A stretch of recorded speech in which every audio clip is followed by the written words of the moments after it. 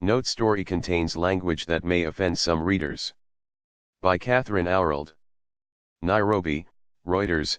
U.S. Secretary of State Rex Tillerson flew to Ethiopia at the start of his first diplomatic trip to Africa on Wednesday, seeking to bolster security alliances on a continent increasingly turning to China for aid and trade.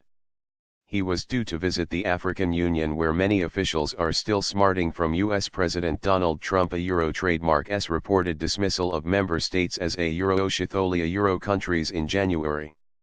Trump later denied making the comment.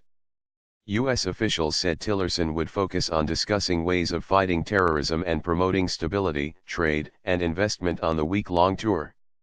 Long reach of terrorism threatens to steal the future of countless individuals, Tillerson said in a speech at Virginia trademark's George Mason University shortly before departing on Tuesday.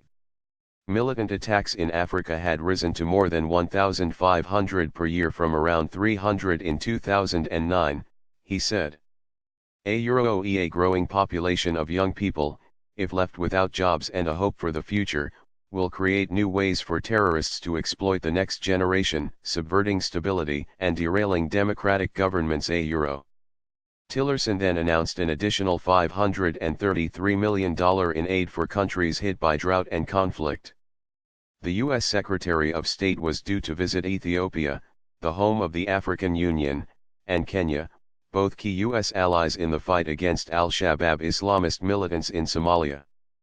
He was also scheduled to visit tiny Djibouti, host to sprawling U.S., French and Chinese military bases.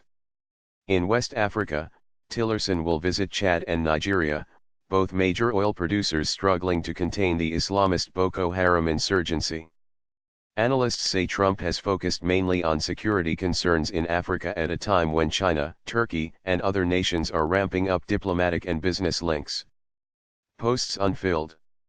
Trump has authorized the use of more aggressive U.S. military operations in Somalia, and the deaths of 4 U.S. soldiers in Niger last year shone a spotlight on increasing U.S. counterterrorism engagement in West Africa.